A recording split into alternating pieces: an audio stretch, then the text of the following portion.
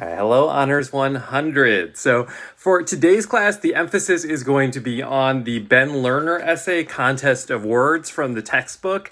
So to dive right in here, so I wanted to start on the very first page of this thing, the end of the first paragraph. So it reads, "Understand I was not the only one who found competitive speech so physically trying. I cannot not conjure the image of two young women in nearly matching charcoal pantsuits, hyperventilating into paper bags at Washburn Rural High School. I can still see a sophomore vomiting into his file folders soon after learning he'd be facing the defending state champions in the final round." And so I wanted to start here just to ask, what's going on in this moment in the essay so early on in it, and B, is this relatable? So we have this context of competitive public speaking or debate. What about this is relatable? This nervousness around kind of public speaking in general, these nerves around kind of the competition aspect of it and kind of being judged. Have we experienced things like this? What is Lerner actually saying here? And then I want to go later on in that page. This part where he writes about the very last lines here. You could occasionally even pick up traces of speed stick or scented lip gloss or other floating signatures of a social order now suspended. I remember trying combinations on the main lockers and touching a wrestling state championship banner in the cafeteria with the distance of an anthropologist or ghost.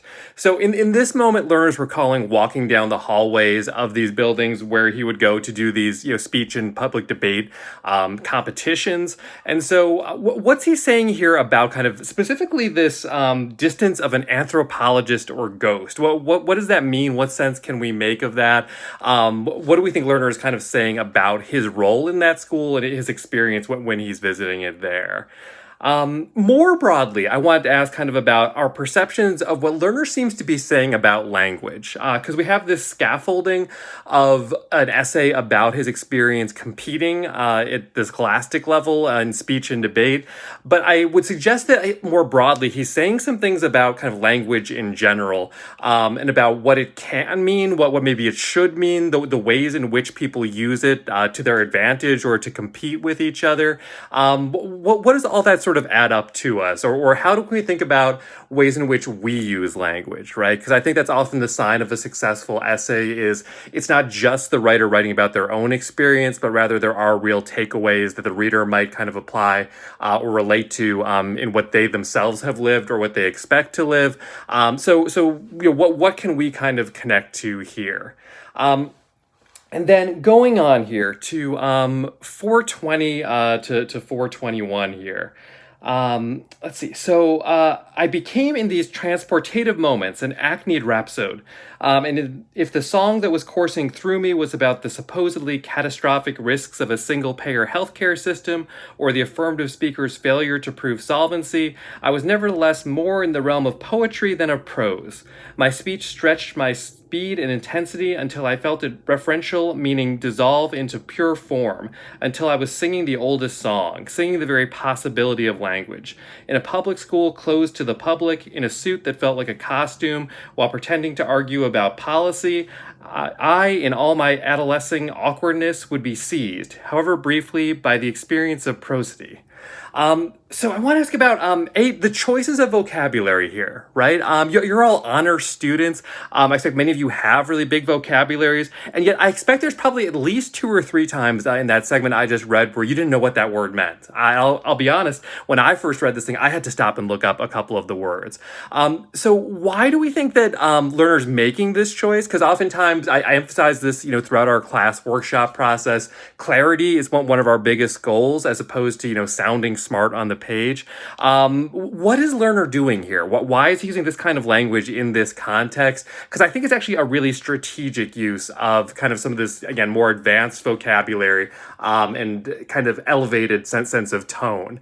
And in addition to that, Lerner ultimately gets at some commentary about how politicians use speech and use language to their ends. And I'm curious as to our interpretation of that, if we agree with kind of what Lerner's saying there, and generally what sense we kind of make of that sentiment that he gets across. Okay, so I'm actually, you might see my hand in the bottom of the camera here. I'm typing. I thought I had this already open when I started to record the video, but now I'm having to search it because apparently I did not. So as this loads for me, I'm going to include underneath this video lecture a poem that I actually think kind of speaks kind of nicely to the learner essay as kind of a companion piece. So let's see, it's not loading very well. There it goes. Okay.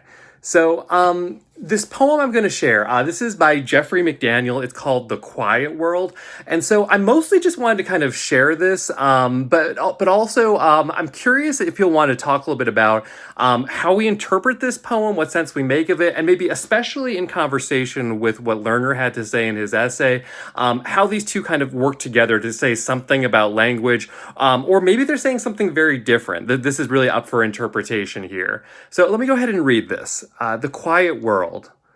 In an effort to get people to look into each other's eyes more and also to appease the mutes, the government has decided to allot each person exactly 167 words per day. When the phone rings, I put it to my ear. Without saying hello, in the restaurant, I point at chicken noodle soup. I'm adjusting well to the new way. Late at night, I call my long-distance lover. Proudly say, I only used 59 today. I saved the rest for you. When she doesn't respond, I know she's used up all her words, so I slowly whisper, I love you, 32 1/3 times.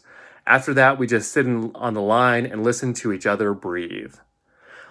So this is one of my favorite poems. I just kind of love the concept of this poem and the story that it's telling. It's sort of absurdist. Like I can't imagine this ever actually happening in real life.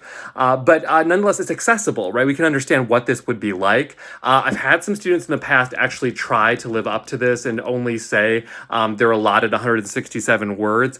And it's kind of shocking how quickly you'll go through them. For most of us, probably within a half hour, or at least an hour, we've used up our allotment of words. And so it's easy to imagine how hard it would be to go on.